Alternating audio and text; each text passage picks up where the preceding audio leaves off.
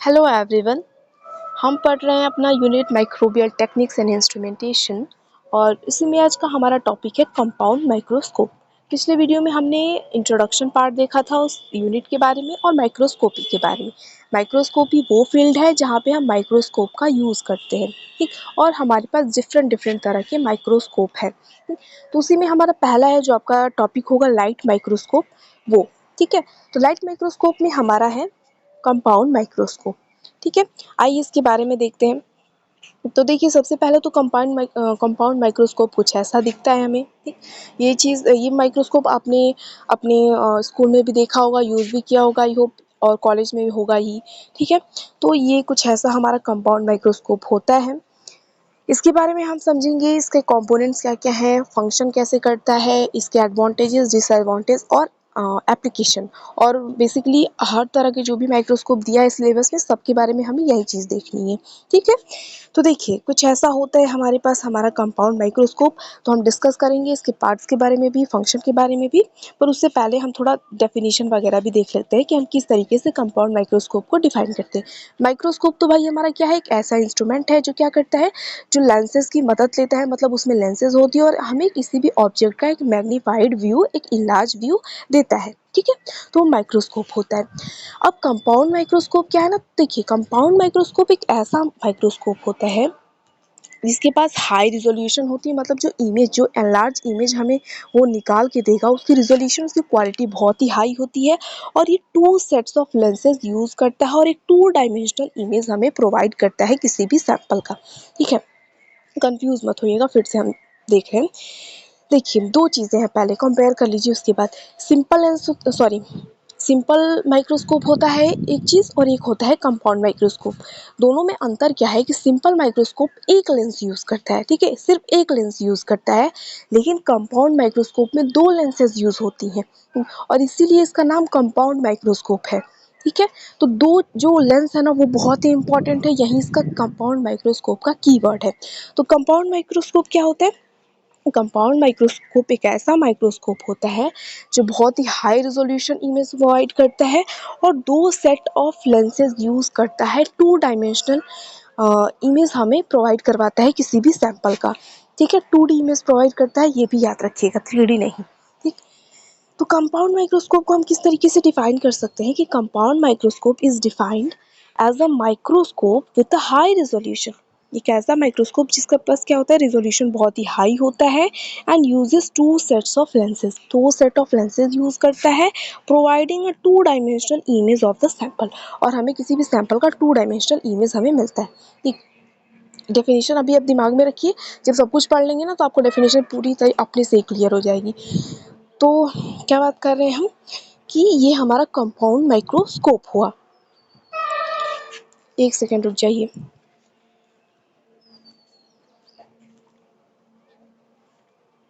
हाँ, तो अब हम बात करते हैं कि जो यही चीज़ देखिए, जो अभी मैंने बताया कि जो कंपाउंड जो टर्म है ना वो क्यों किस लिए है, क्योंकि हम यहाँ पे मोर देन वन लेंस का यूज़ करते हैं, एक से ज़्यादा लेंस का यूज़ किया जाता है माइक्रोस्कोप में, इसीलिए कंपाउंड वर्ड है। और कंपाउंड माइक्रोस्कोप क्या है, एक तरह का ऑप्टिकल माइक्रोस्कोप है, मतलब लाइट माइक्रोस्कोप है, ठीक है, ये याद रखिएगा। उसके बाद जो अलग तरह का, मतलब जो दूसरा ऑप्टिकल माइक्रोस्कोप होता है वो सिंपल माइक्रोस्कोप होता है। और सिंपल माइक्रोस्कोप में और कंपाउंड माइक्रोस्कोप में अंतर क्या है कि सिंपल माइक्रोस्कोप में क्या होता है, ओनली वन लेंस होता है, ठीक है, केवल एक लेंस का यूज़ किया जाता है। लेकिन कंपाउंड माइक्रोस्कोप में एक से ज़्यादा लेंस होती हैं, दो लेंसेज होती हैं, ठीक है, ऑब्जेक्टिव लेंस और ऑक्यूलर लेंस। इसके बारे में हम बात करते हैं। तो देखिए अब हम आते हैं पार्ट्स ऑफ कंपाउंड माइक्रोस्कोप पे। अभी तक हमने कुछ डिस्कस नहीं किया, सिर्फ कंपाउंड माइक्रोस्कोप का डेफिनेशन डिस्कस किया है। आपको नहीं समझ में आया या फिर नहीं दिमाग में गया तो कोई बड़ी बात नहीं है, पार्ट्स वगैरह समझेंगे तो खुद ही लिख सकते हैं आपकी कंपाउंड माइक्रोस्कोप क्या होता है। देखिए जैसे हमने कहा कि कंपाउंड माइक्रोस्कोप कुछ ऐसा दिखता है हमारा, ठीक। ये एक और इमेज है कंपाउंड माइक्रोस्कोप की, यही सेम इमेज ये भी है।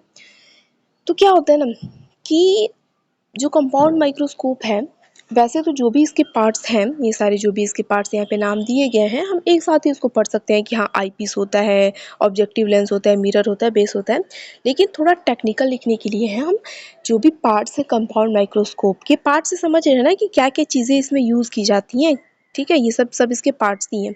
तो उसको हम ना थोड़ा टेक्निकली साइंटिफिक लिखने के लिए हम कंपाउंड माइक्रोस्कोप को, जो भी कंपोनेंट्स हैं, जो भी पार्ट्स हैं, हम उसको दो टाइप में, दो हिस्सों में डिवाइड कर सकते हैं। ठीक है, नॉन ऑप्टिकल पार्ट और ऑप्टिकल पार्ट। तो देखिए ऑप्टिकल जो है हमारा लाइट से रिलेटेड है, तो कंपाउंड माइक्रोस्कोप का वो कंपोनेंट या फिर वो पार्ट जो लाइट को यूज़ करता है किसी न किसी तरीके से, मतलब लाइट को मैनिपुलेट करके, लाइट को चेंज करके ही हमें इमेज बना के देता है, इनलार्ज इमेज बना के देता है।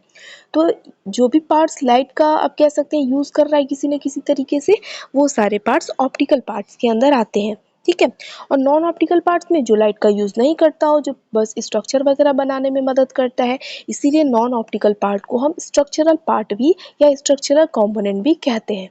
ठीक ठीक, क्या अभी हमने डिस्कस किया कि कंपाउंड माइक्रोस्कोप के जो भी कंपोनेंट्स हैं, जो भी पार्ट्स हैं, हम उसको दो हिस्सों में डिवाइड कर सकते हैं, एक ऑप्टिकल पार्ट और एक non optical part. Optical part में क्या होता है, कंपाउंड माइक्रोस्कोप के वो कंपोनेंट जो लाइट का किसी न किसी तरीके से यूज़ करते हैं, उसको हम ऑप्टिकल पार्ट्स के अंदर रखेंगे, और वो पार्ट जो लाइट का यूज़ नहीं करता है उसको हम नॉन ऑप्टिकल पार्ट कहते हैं। तो आप खुद ही सोचिए, लाइट का यूज़ हो रहा है तो क्या क्या चीज़ें आएंगी, जो लेंसेज वगैरह होगा, मिरर वगैरह होगा, ये ऑप्टिकल पार्ट के अंदर आएंगी। और नॉन ऑप्टिकल पार्ट जो पूरा उसके बॉडी बनाने में मदद करता है वो आएगा।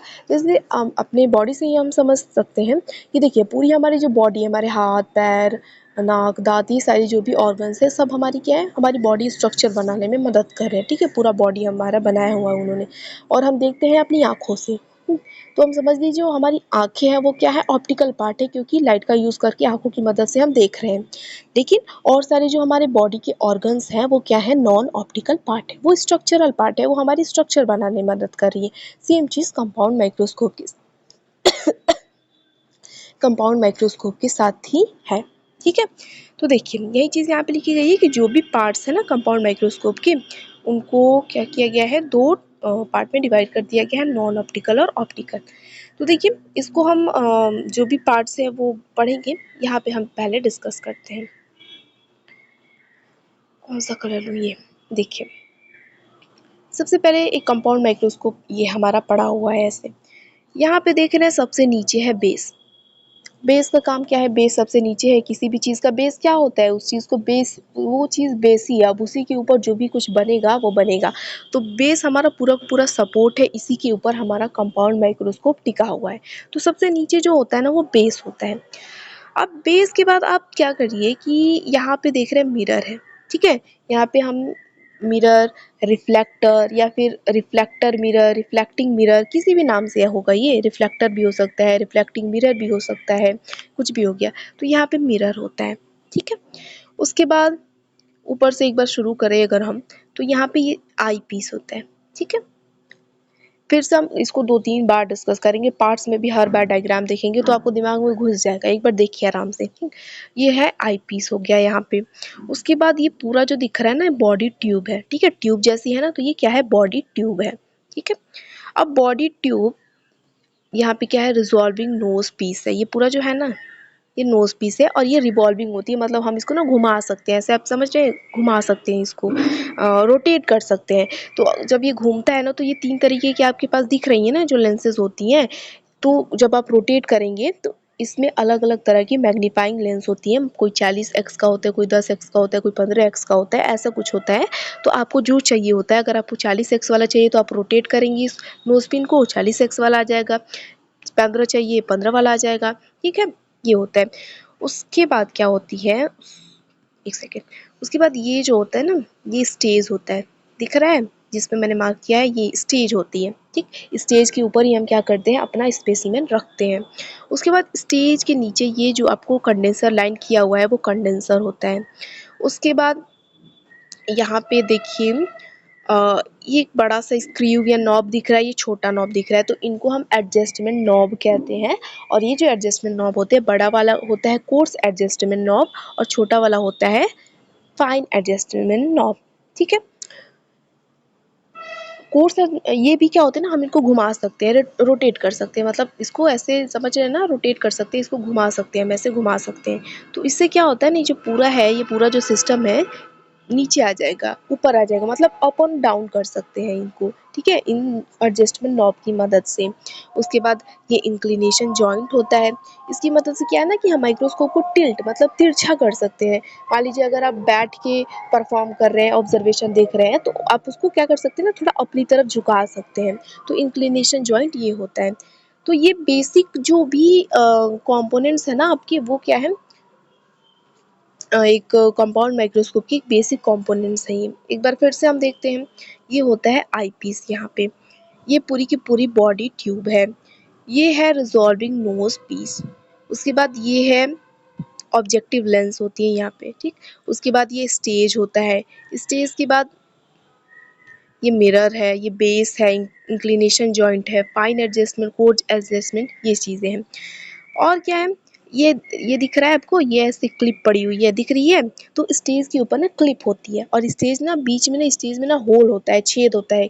क्लिप का काम क्या होता है, मान लीजिए स्टेज पे आप अपना स्पेसिमेन जो भी आप देखना चाहते हैं, सैंपल वो रखते हैं, तो वो चीज़ आप किसी स्लाइड पे रखते हैं, ठीक है, ग्लास स्लाइड पे रखते हैं, तो वो इधर उधर ना हो जाए, वो स्टेबल रहे, फिक्स्ड रहे, इसीलिए हम क्लिप से उसको क्या कर देते हैं, पिंच कर देते हैं, मतलब दबा देते हैं, ताकि इधर उधर ना हो, स्टेबल रहे। तो ये क्लिप होती है। जैसे ये वाला भी डायग्राम देखिए आप, जैसे यहाँ पे देखिए स्टेज है हमारी, पूरी क्या है, स्टेज है। स्टेज में बीच में होल आपको दिख रहा होगा, ठीक है, ये होल है, ये क्या है, क्लिप्स होती हैं। अब हमने हमारा मान लीजिए स्पेसिमेन ऐसे रख दिया और क्लिप से उसको दबा दिया, तो वो हमारा जो सैंपल है, जो ग्लास स्लाइड है, अब इधर उधर नहीं होगा, ठीक है। तो ये क्लिप्स होती हैं।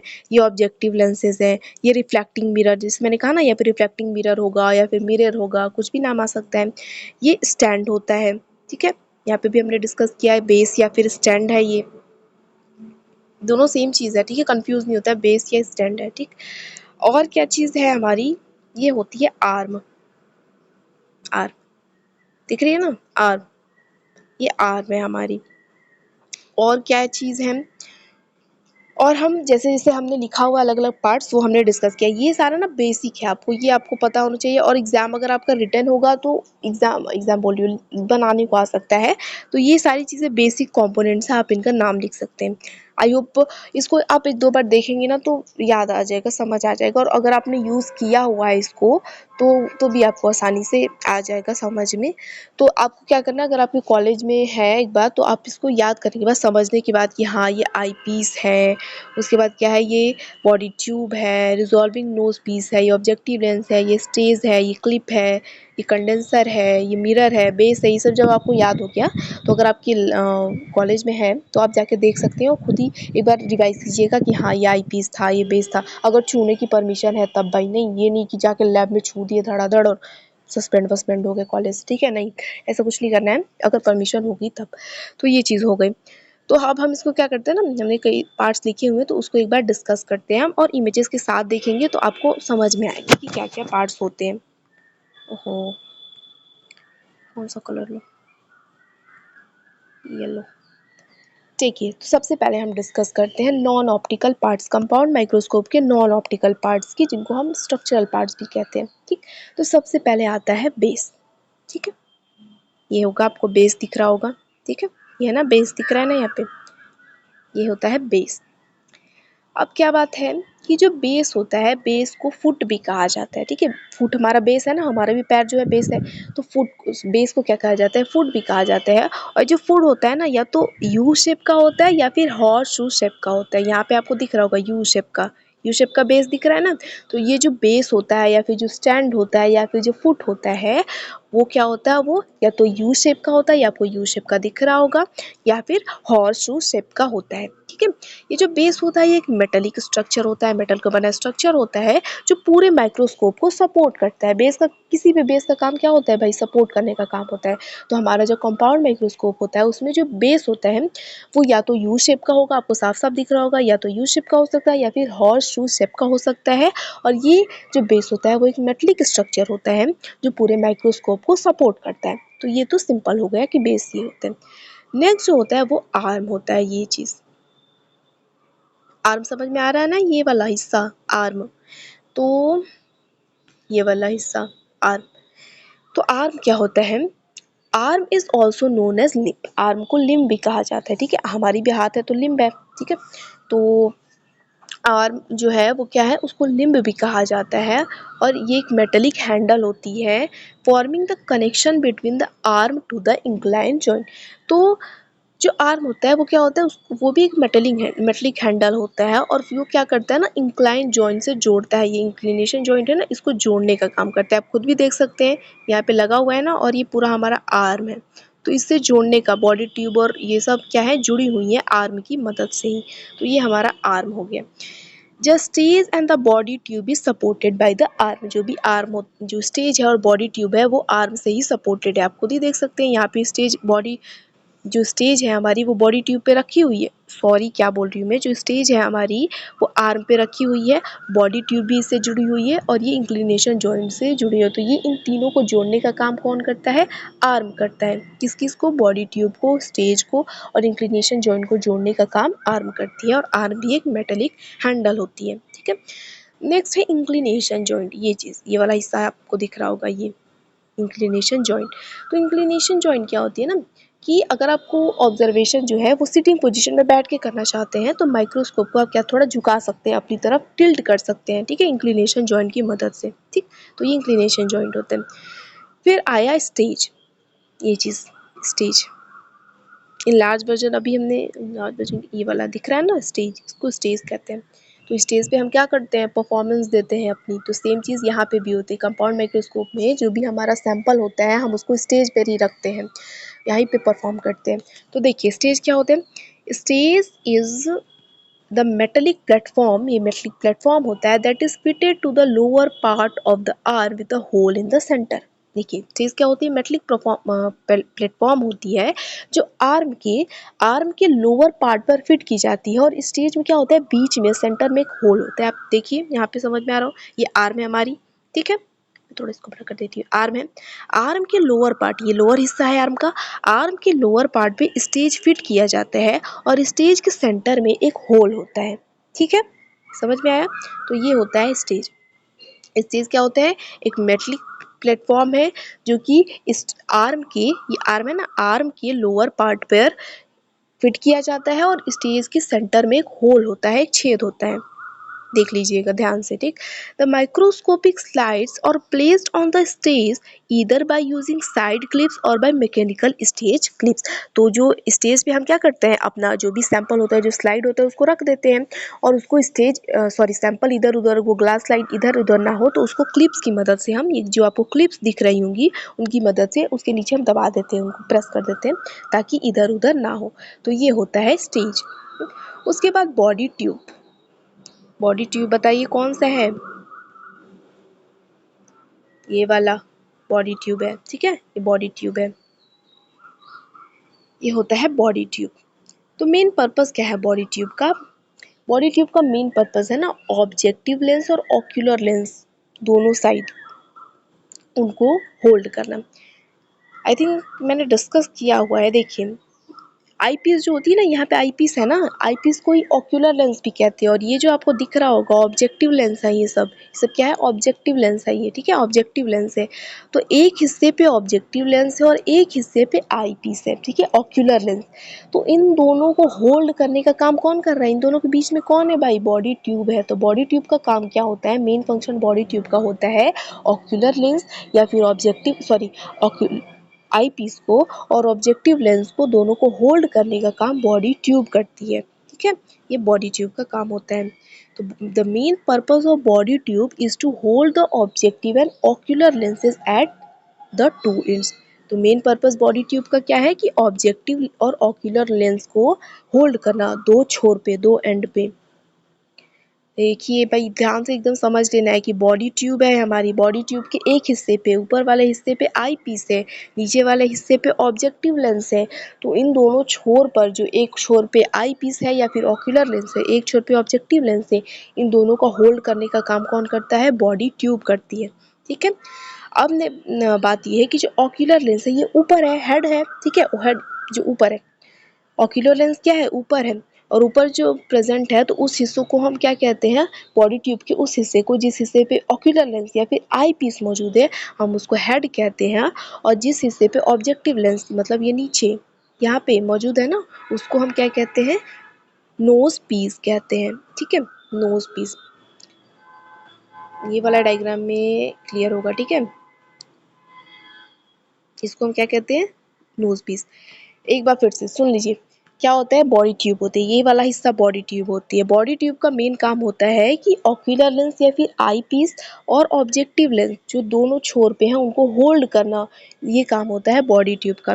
अब बॉडी ट्यूब के जिस हिस्से पे ऑक्यूलर लेंस मौजूद होती है क्योंकि वो ऊपर मौजूद होती है तो हम उसको हेड कहते हैं, और जिस हिस्से पे ऑब्जेक्टिव लेंस मौजूद होती है उसको हम नोज पीस कहते हैं। और ये जो नोज पीस होती है, ये जो हिस्सा दिख रहा है ना, ये सब ऑब्जेक्टिव लेंस है, ये नोज पीस है। ठीक है, तो ये रिवॉल्विंग होती है, हम इसको रोटेट कर सकते हैं, ये हमने डिस्कस किया हुआ है। अब एक चीज़, ऑब्जेक्टिव लेंस क्यों कहते हैं इसको, क्योंकि यहाँ पे ऑब्जेक्ट हम रखते हैं, हमारा जो स्पेसिमेन होता है, जो सैंपल होते हैं हम उसको यहाँ पे रखते हैं ऑब्जेक्ट के पास। ऑब्जेक्टिव लेंस के पास ऑब्जेक्ट होता है इसीलिए ऑब्जेक्टिव लेंस होता है, और यहाँ पे हमारी आँख रहती है, हम यहाँ से देखते हैं इसको, इसीलिए इसको हम इसको आई पीस या फिर ऑक्यूलर कहते हैं। ठीक, क्लियर है, सिंपल सी चीज़ है। तो ये हमने डिस्कस किया क्या, बॉडी ट्यूब के बारे में। For the passage of light rays through the body tube there is a pathway, और लाइट के पास पैसेज के लिए एक बॉडी ट्यूब में क्या है, पूरा सिस्टम है हमारा। ठीक है, तो हमें उसकी टेंशन करने की ज़रूरत नहीं कि कहाँ से जाता है लाइट। तो ये बॉडी ट्यूब हुई।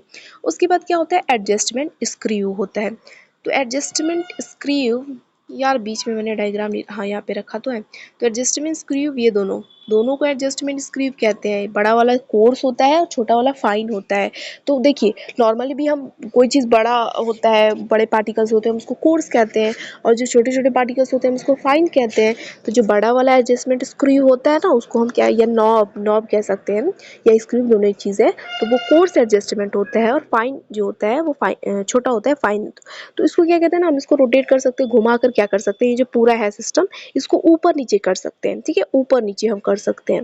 ठीक है, हमें इमेज को देखने के लिए और अच्छे से देखने के लिए ऊपर नीचे कर सकते हैं।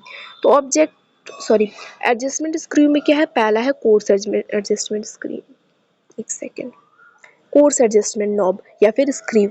तो देखिए क्या होता है, जो कोर्स एडजस्टमेंट नॉब होता है ये लार्जर नॉब होता है, बड़ा वाला होता है, और इसका यूज़ किया जाता है बॉडी ट्यूब को एडजस्ट करने के लिए by moving it up and down. ऊपर नीचे हम कर सकते हैं, हमने डिस्कस किया अभी, ताकि जो सैंपल रखा हुआ है उसको एग्जामिन कर सके। सेम काम फाइन एडजस्टमेंट ट्यूब का भी होता है, स्क्रू का भी होता है। होता क्या है, ये देखिए, मान लीजिए हमने यहाँ पे ना अपना कोई सैंपल रखा हुआ है, स्टेज पे हमने सैंपल रखा हुआ है अपना। तो कोर्स एडजस्टमेंट नॉब को हम क्या करेंगे, ऐसे रोटेट करेंगे तो ये पूरा हिस्सा क्या होगा, ऊपर नीचे हो सकता है। तो हमने नीचे करेंगे ताकि हमें और अच्छे से दिख जाए, हमें और बढ़िया इमेज जो है इनलार्ज दिखे। तो कोर्स वाले को जब हम करते हैं ना तो ये जल्दी जल्दी नीचे आ जाता है। ठीक है, जल्दी जल्दी नीचे होता है, तो हमें उतना बढ़िया क्वालिटी का इमेज नहीं मिल पाता है। लेकिन फाइन वाले से क्या होता है, वो धीरे धीरे नीचे आता है, मतलब ये चीज़ नीचे आएगी। ठीक है, नीचे हम कर रहे हैं इसको, तो धीरे धीरे आता है, तो हमें जो इमेज होती है बहुत ही शार्प और बहुत ही बढ़िया दिखती है। ठीक है, तो ये काम होता है कोर्स एडजस्टमेंट और फाइन एडजस्टमेंट नॉब का। आई होप समझ में आया होगा आपको। तो देखिए, फाइन एडजस्टमेंट नॉब में क्या होता है, this is the smaller knob of the apparatus। ये स्मॉलर नॉब होती है, छोटी वाली नॉब होती है। It is use for obtaining a more defined and sharp image. इससे हमें क्या होता है, एक बहुत ही अच्छी और बढ़िया इमेज देखने को मिलती है, by providing a more accurate and precise focus on it. It adjust the focus by moving the body tube at extremely short distances. बहुत ही छोटी डिस्टेंस पे चलती है और बहुत ही धीरे धीरे होती है, इससे हमें बहुत बढ़िया इमेज मिलती है। तो ये हमारा एडजस्टमेंट नॉब हो गया। ठीक, तो ये अभी हमने देखा नॉन ऑप्टिकल पार्ट। एक चीज़ आप अगर आप सुन रहे होंगे ध्यान से, तब हमने कहा कि कंपाउंड माइक्रोस्कोप के दो मतलब जो भी कंपोनेंट है हम उसको दो पार्ट में डिवाइड कर सकते हैं, एक नॉन ऑप्टिकल पार्ट, एक optical part. Non optical part मतलब जिस पार्ट में लाइट की कोई ज़रूरत नहीं है, वहाँ पे लाइट का कुछ काम नहीं होता है, तो ऐसे पार्ट को हम नॉन ऑप्टिकल पार्ट या फिर स्ट्रक्चरल पार्ट कहते हैं। और जहाँ पे ऑप्टिकल पार्ट होता है वहाँ पे लाइट का किसी न किसी तरह का कोई रोल होता है। तो अभी तक हमने जितना डिस्कस किया वो नॉन ऑप्टिकल पार्ट था, मैंने ऊपर हेडिंग दी हुई है। ठीक, तो आपने खुद नोटिस किया होगा अभी तक उसमें कुछ लाइट वाइट का कुछ काम ही नहीं रहा। बेस का क्या काम है, यहाँ पे लाइट का कुछ काम नहीं है। बेस हमारा क्या करे, पूरा का पूरा जो हमारा कंपाउंड माइक्रोस्कोप है उसको सपोर्ट करती है। इंक्लिनेशन जॉइंट की मदद से हम क्या कर सकते हैं, एक बार फिर रिवाइज हो रहा है, आप सुन लीजिएगा ध्यान से। हम माइक्रोस्कोप को टिल्ट कर सकते हैं, तिरछा कर सकते हैं। जो हमारा आई पीस होता है, सॉरी आई पीस तो इसमें नहीं आएगा, जो बॉडी ट्यूब है वो आई पीस और ऑब्जेक्टिव लेंस को दोनों को होल्ड करने का काम करता है। कोर्स एडजस्टमेंट नॉब और फाइन एडजस्टमेंट नॉब की मदद से हम जो पूरा हमारा जो सिस्टम है, बॉडी ट्यूब है, हम उसको ऊपर या नीचे कर सकते हैं। आर्म क्या करती है, सबको जोड़ने का काम करती है। आर्म के लोअर पॉइंट पे स्टेज होता है, स्टेज के ऊपर क्लिप्स होती हैं और स्टेज के बीच में एक होल होता है। ठीक है, तो ये रिवॉल्विंग नोज पीस होती है जिसको हम रिवॉल्व कर सकते हैं, रोटेट कर सकते हैं। तो ये सारी जो पार्ट्स है हमारी क्या है, ये नॉन ऑप्टिकल पार्ट्स होती है। अब हम डिस्कस करेंगे ऑप्टिकल पार्ट्स के बारे में। ठीक है, ऑप्टिकल पार्ट्स मतलब यहाँ पे कोई ना कोई लाइट का रोल होगा। तो देखिए, सबसे पहले ऑप्टिकल पार्ट में है डायाफ्राम। डायाफ्राम क्या होता है, ये जो डायाफ्राम है ना, डायाफ्राम हमारा ये स्टेज है, स्टेज के नीचे डायफ्राम मौजूद होता है। ठीक है, और डायफ्राम के नीचे कंडेंसर, कंडेंसर तो दिखाया गया है आपको, लेकिन स्टेज के नीचे ना डायफ्राम मौजूद होती है। यहाँ पे येलो वाला समझिए डायफ्राम है और उसके नीचे कंडेंसर है। ठीक है, तो सबसे पहले डायफ्राम। तो डायफ्राम क्या करता है ना, डायफ्राम जो लाइट पड़ेगी इस पे, यहाँ से लाइट जाएगी यहाँ से। ठीक है, तो डायफ्राम क्या करता है, लाइट की अमाउंट को कंट्रोल करता है कि कितना लाइट अब इससे पास होकर यहाँ पे जाएगी, उस स्पेसिमेन उस सैंपल पर पड़ेगी, तो उसको कंट्रोल करता है। तो डायफ्राम का क्या काम है, the amount of light falling on the object can be controlled through the diaphragm. Diaphragm क्या करता है, जो ऑब्जेक्ट पे लाइट पड़ेगी वो कितना लाइट पड़ेगी उस पर, इस बात को कंट्रोल करता है। ये चीज़ आप समझ रहे हैं ना। देखिए, जैसे यहाँ से ये मिरर है तो यहाँ से लाइट जाएगी यहाँ से। ठीक है, अब ये लाइट जाएगी तो यहाँ पे डायफ्राम हमारा मौजूद है। तो यहाँ पे हमारा क्या रखा हुआ है, हमारा जो भी सैंपल है, ऑब्जेक्ट है, वो रखा हुआ है। तो कितनी लाइट वहाँ पे जाएगी उसकी अमाउंट को कौन कंट्रोल करता है, डायफ्राम कंट्रोल करता है। ठीक है, it is present below the stage. Diaphragm stage के नीचे मौजूद होता है। और डायफ्राम में दो तरह के डायफ्राम दो तरीके का होता है, डिस्क होता है और आइरिस होता है। ठीक, तो ये हुआ डायफ्राम।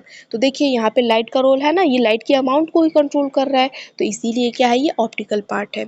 उसके बाद आते हैं कंडेंसर। तो कंडेंसर तो आपको दिख रहा होगा, ये चीज़ है। ठीक है, कंडेंसर डायफ्राम के नीचे मौजूद होता है। तो it is present below the diaphragm, ये डायफ्राम के नीचे मौजूद होता है। ठीक, अब कंडेंसर का काम क्या होता है, तो लाइट को कंडेंस कर देता है, एक जगह इकट्ठा कर देता है। मतलब समझिए ना कि यहाँ से लाइट पास होगी ना, मान लीजिए ऐसे ऐसे ऐसे ऐसे लाइट जा रही है, तो ये एक जगह कंडेंस करने का काम कौन करता है, कंडेंसर करता है। ठीक है, तो the focusing of light can be done by adjusting the condenser by moving it इधर अप और डाउन। तो लाइट का जो फोकस है, जब हम उसको कंट्रोल करना चाहते हैं तो किसकी मदद से कर सकते हैं, कंडेंसर की मदद से। कंडेंसर को ऊपर या नीचे किया जा सकता है, उसकी मदद से जो लाइट का जो फोकस है उसको हम कंट्रोल कर सकते हैं। तो ये हमारा कंडेंसर। उसके बाद रिफ्लेक्टर, ये जो मिरर है या रिफ्लेक्टर इसको कहते हैं, या फिर रिफ्लेक्टिंग मिरर, तो ये हमारा रिफ्लेक्टर होता है। ठीक है, दिख रहा है ना। तो देखिए रिफ्लेक्टर क्या है, reflector is a mirror that is attached above the base. Reflector क्या होता है, एक मिरर होता है जो बेस के ऊपर अटैच रहता है, आपको दिख रहा होगा। ठीक है, उसके बाद क्या पॉइंट है इसमें कि one side of mirror has a plane mirror and the other side has a concave mirror.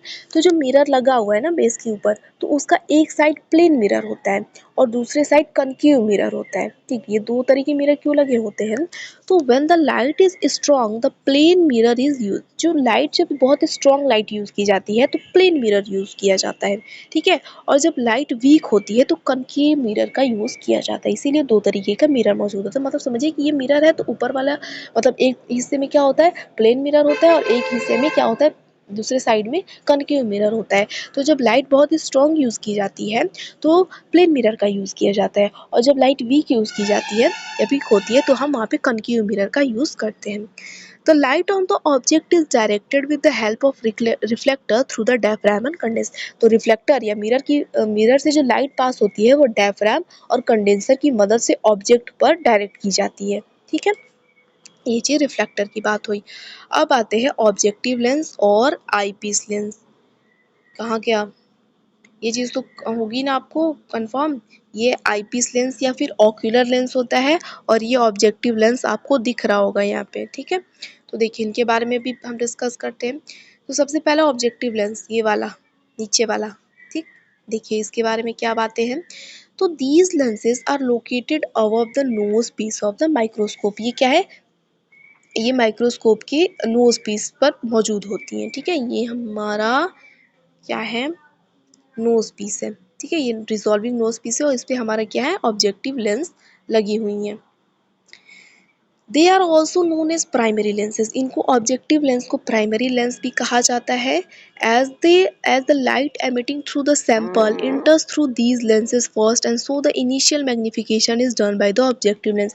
अभी हम वर्किंग में समझेंगे कि लाइट जब यहाँ से जाती है ना, ऑब्जेक्टिव लेंस को क्या कहा जाता है, प्राइमरी लेंस कहा जाता है। क्यों प्राइमरी, मतलब क्या होता है, पहला। तो क्या होता है कि जब लाइट यहाँ से जाती है, कंडेंसर डायफ्राम इसको ऑब्जेक्ट पे डायरेक्ट करते हैं, तो सबसे पहले इमेज जो फॉर्मेशन होता है वो ऑब्जेक्टिव लेंस पर ही होता है, इसीलिए हम इसको प्राइमरी लेंस भी कहते हैं, ठीक है।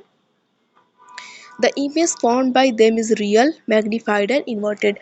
ये चीज़ इंपॉर्टेंट है कि ऑब्जेक्टिव लेंस पे जो इमेज बनता है ना, वो रियल होता है, मैग्नीफाइड होता है और इन्वर्टेड होता है, ठीक। तो ये ऑब्जेक्टिव लेंस होता है। ऑब्जेक्टिव लेंस को प्राइमरी लेंस भी कहा जाता है क्योंकि इमेज फॉर्मेशन सबसे पहले यहीं होती है और जो इमेज बनती है वो रियल होती है, मैग्नीफाइड होती है और इन्वर्टेड होती है, ठीक। दूसरा जो है आईपीस लेंस, जो ऊपर वाला है हमारा, ठीक है। तो through this lens one observes the image of the sample और of the object under examination. तो इस लेंस की मदद से हम क्या कर सकते हैं, जो भी सैंपल है या फिर ऑब्जेक्ट है हम उसको देख सकते हैं। इसको ऑक्यूलर लेंस भी कहा जाता है।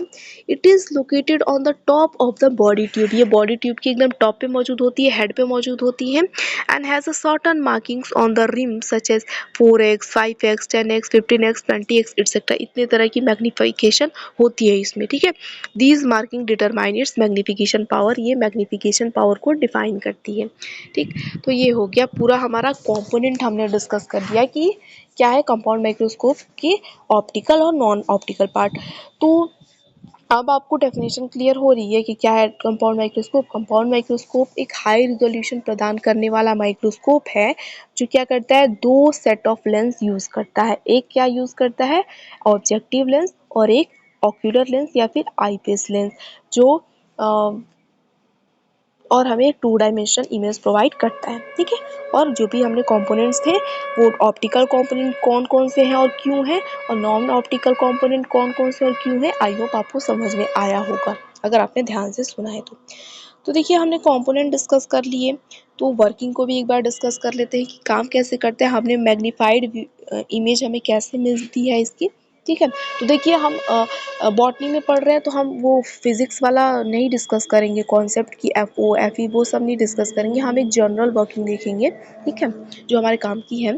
तो देखिए क्या होता है वर्किंग में, a compound microscope uses a combination of lenses. तो ये हमने डिस्कस किया कि कंपाउंड माइक्रोस्कोप क्या करता है, एक कॉम्बिनेशन ऑफ लेंस यूज करता है।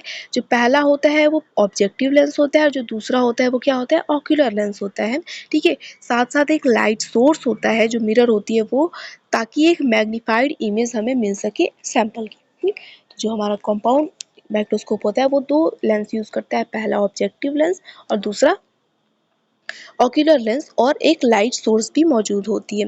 होता क्या है कि जो लाइट होती है उसको पास करवाया जाता है एक थिन ट्रांसपेरेंट ऑब्जेक्ट से, ठीक। थिन ट्रांसपेरेंट ऑब्जेक्ट से लाइट पास करवाई जाती है। A magnified image of the object is obtained by the objective lens. और ऑब्जेक्टिव लेंस पर एक मैग्नीफाइड इमेज हमें मिल जाती है उस ऑब्जेक्ट की, और इस इमेज को रियल कहते हैं। अभी हमने देखा कि ऑब्जेक्टिव लेंस पे मैग्नीफाइड रियल और इन्वर्टेड इमेज हमें मिलती है। उसके बाद क्या होता है, जो आई पीस और the ocular lens then magnifies the real image more and is viewed as the virtual image. उसके बाद जो आई पीस होती है या फिर जो ऑक्यूलर लेंस होता है वो उसको और मैग्नीफाई करते हैं और हमें वर्चुअल इमेज मिलती है। ऑक्यूलर लेंस पे हमें वर्चुअल इमेज मिलती है। जो कंपाउंड माइक्रोस्कोप होता है ये चीज़ इंपॉर्टेंट है कि उसको ब्राइट फील्ड माइक्रोस्कोप भी कहा जाता है। ये चीज़ आपको ध्यान रखनी है क्योंकि यहाँ पे क्या होता है, जो लाइट होती है वो क्या होती है, directly passes through the light source to the eye through the two lenses. दो लेंसेज से डायरेक्टली लाइट सोर्स आई पे पहुँचती है, इसीलिए कंपाउंड माइक्रोस्कोप को ब्राइट फील्ड माइक्रोस्कोप भी कहा जाता है। तो ये हमारा माइक्रो वर्किंग है। ठीक, जैसे यहाँ पे देख लीजिए एक रे डायग्राम भी है कि यहाँ पे हमारा लाइट सोर्स है, यहाँ से लाइट जा रही है तो कंडेंसर लेंस होता है, अभी हमने देखा स्टेज के डायफ्राम के नीचे होता है, तो यहाँ से मतलब लाइट ऐसे ऐसे जा रही है, तो कंडेंसर लेंस का काम होता है लाइट को कंडेंस करना। यहाँ पे हमारा कंडेंसर लेंस लगा हुआ है, इसने लाइट को क्या किया है एक जगह यहाँ पे, ये एक्चुअली इसका ये जो डॉट है वो छोटा हो गया है, कंडेंस कर दिया है इसने, ठीक है, लाइट को इसने कंडेंस कर दिया है। और यहाँ पे हमारा जो स्टेज है वहाँ पे स्पेसिमेन रखा हुआ है।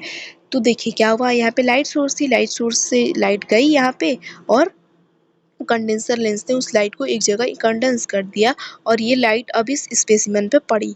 स्पेसिमेन पे जैसे ही लाइट पड़ी तो वो फिर से स्कैटर हो गई, फिर से स्कैटर हो जैसे ही हुई तो ये ऑब्जेक्टिव लेंस के पास पहुंची। ऑब्जेक्टिव लेंस ने फिर उसको क्या किया, इकट्ठा किया और फिर ऑब्जेक्टिव लेंस से ये लाइट गई प्रोजेक्टर लेंस के पास और फिर वहाँ से आई पीस पे पहुँच के हमारे पास एक फाइनल इमेज बन के आई जो वर्चुअल इमेज होती है। ठीक, ये बीच में प्रोजेक्टर लेंस का क्या काम है, तो जब जैसे लेबोरेटरी वगैरह में होता है तो सॉफ्टवेयर्स कैमरास वगैरह लगे होते हैं तो स्क्रीन पर दिखाने के लिए प्रोजेक्टर लेंस का यूज़ किया जाता है। तो ये हमारा रे डायग्राम है, ठीक है, दोनों सेम इमेज है। तो ये हमारा वर्किंग हो गया। This mechanism makes the field of vision brightly illuminated, तो हमें ब्राइटली इमेजेस हमें देखने को मिलते हैं। तो ये हमारी वर्किंग हो गई। अगर कैरेक्टरिस्टिक की बात करें कंपाउंड माइक्रोस्कोप की कि क्या क्या इसकी खासियत है, फीचर्स हैं, तो जो कंपाउंड माइक्रोस्कोप होता है वो हमें बहुत ही हायर रिजोल्यूशन प्रोवाइड करता है, 40x से 1000x तक। एक्स कहने का मतलब है टाइम्स, मतलब कोई इमेज है, ऑब्जेक्ट है तो उसको 40 गुना या 1000 गुना बड़ा आपको दिखा सकता है। Compound microscope 2D image, two dimensional image हमें प्रोवाइड करवाता है। और कंपाउंड माइक्रोस्कोप एक ऑप्टिकल माइक्रोस्कोप है, एक लाइट माइक्रोस्कोप है क्योंकि ये लाइट सोर्स को यूज़ करता है। कंपाउंड माइक्रोस्कोप दो लेंसेज से मिलकर बना होता है, दो कन्वेक्स लेंसेज से मिलकर बना होता है, इसीलिए इसका नाम कंपाउंड माइक्रोस्कोप होता है। ठीक है, compound microscope provide a virtual inverted and enlarge image, क्या करता है हमें एक वर्चुअल इन्वर्टेड और इनलार्ज इमेज प्रोवाइड करता है। ठीक, तो ये कैरेक्टरिस्टिक है कंपाउंड माइक्रोस्कोप की। अब इम्पॉर्टेंट चीज़ फिर से आ गई कि कंपाउंड माइक्रोस्कोप का मैग्नीफिकेशन क्या है। तो देखिए मैग्नीफिकेशन मतलब क्या होता है, कितना इनलार्ज व्यू दिखा सकता है, जो पावर है सॉरी इनलार्ज व्यू कितना दिखा सकता है, मतलब ये इतना बड़ा है तो इसको कितना इनलार्ज व्यू ये दिखा सकता है, मैग्नीफाई कर सकता है ये माइक्रोस्कोप, इसी चीज़ को हम मैग्नीफिकेशन कहते हैं। तो मैग्नीफिकेशन क्या होता, कंपाउंड माइक्रोस्कोप का मैग्नीफिकेशन क्या है इसकी बात हम करते हैं। तो देखिए जो मैग्नीफिकेशन है कंपाउंड माइक्रोस्कोप की वो कई सारे फैक्टर्स पे डिपेंड करती है, ठीक है, इसीलिए वेरी भी करती रहती है। The type of lens used and the number of lenses in a microscope play a major role its magnification.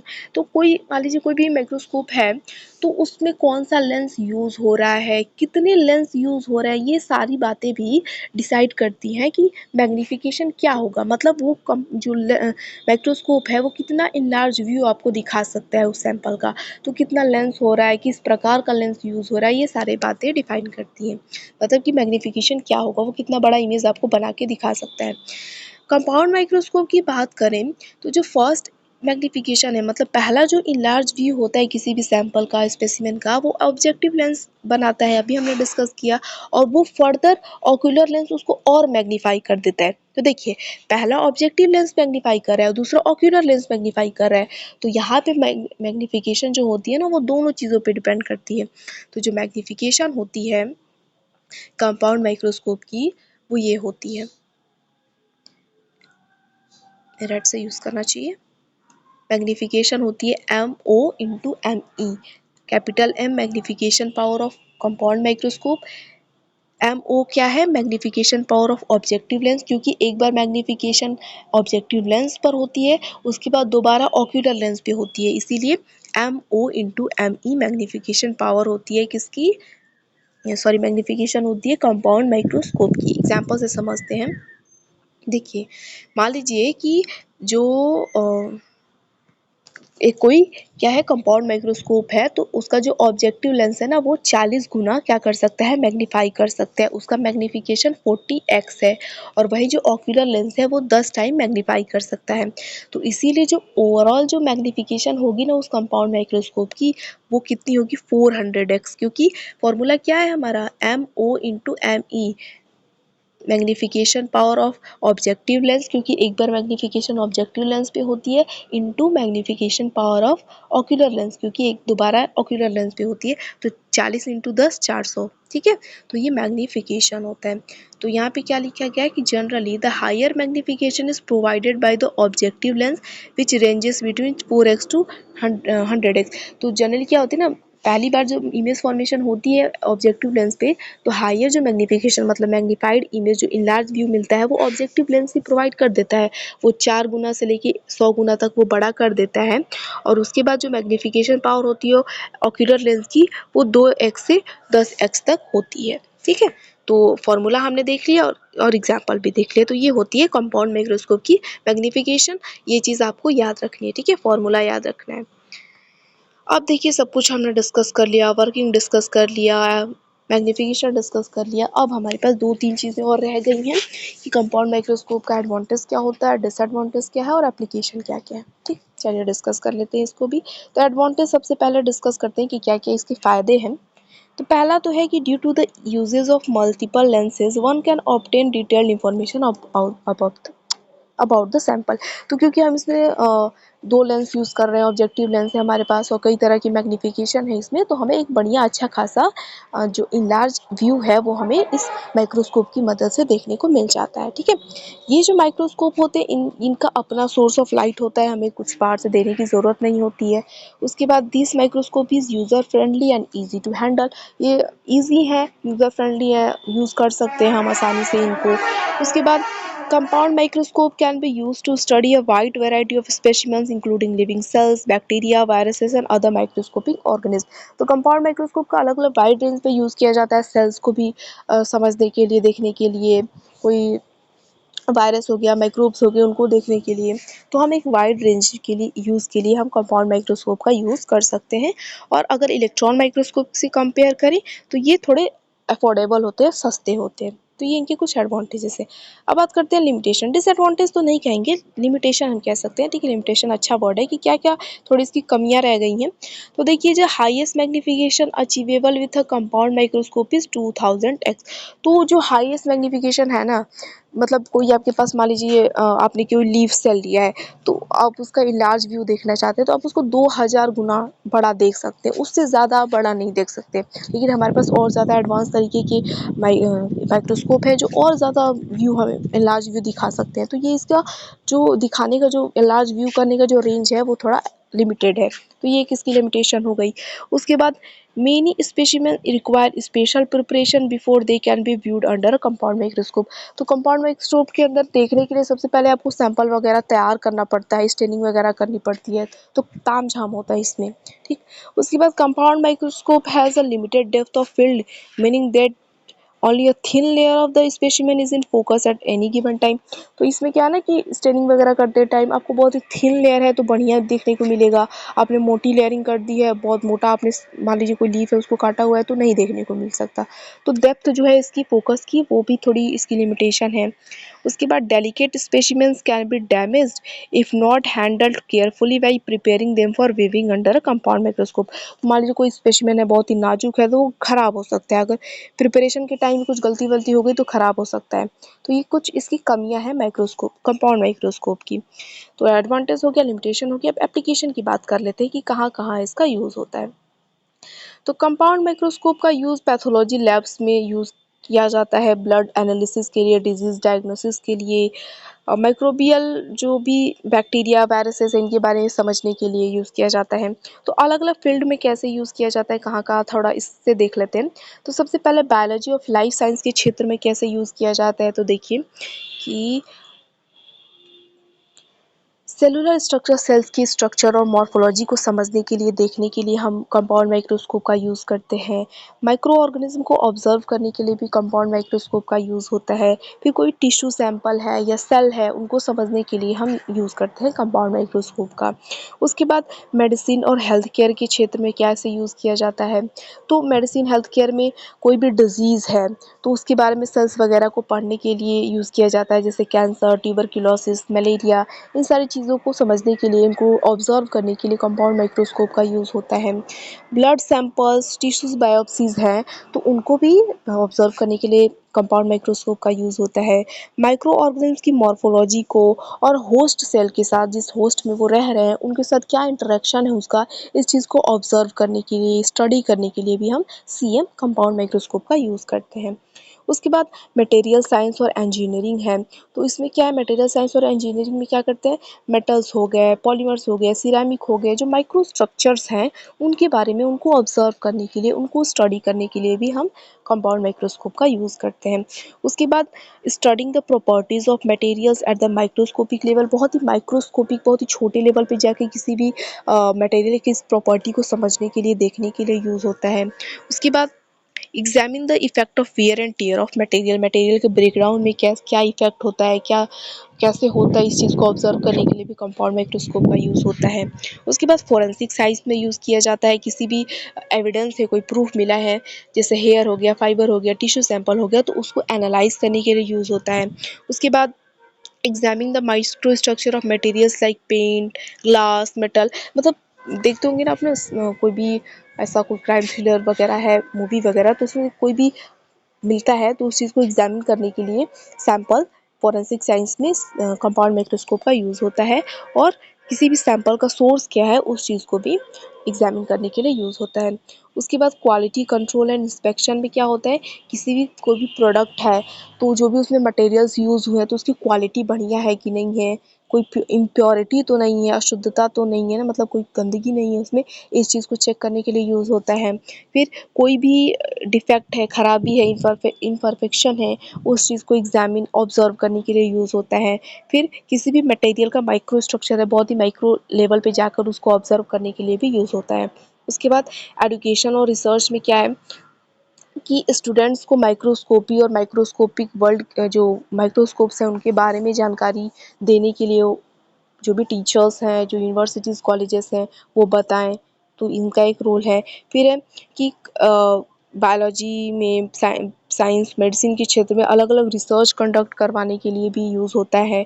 उसके बाद किसी भी माइक्रोस्कोपिक स्ट्रक्चर बायोलॉजिकल सैंपल को स्टडी करने के लिए यूज़ होता है।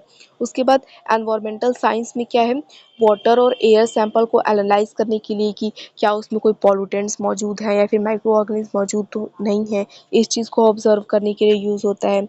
फिर कोई भी सॉइल है, सेडिमेंट है, सैंपल है, तो उसको एग्जामिन करने के लिए क्या उसमें कोई पॉल्यूटेंट या फिर कंटामिनेशन है, इस चीज़ को देखने के लिए। फिर पॉल्यूशन का क्या इफेक्ट है, इस चीज़ को मेज़र करने के लिए, देखने के लिए माइक्रोस्कोप का यूज़ होता है। फिर फूड और बेवरेज इंडस्ट्री में क्या होता है कि फूड सैंपल्स में कोई कंटामिनेशन, कोई खराबी या माइक्रो ऑर्गेनिज्म तो मौजूद नहीं है, मतलब फूड की प्योरिटी को चेक किया जाता है कंपाउंड माइक्रोस्कोप की मदद से।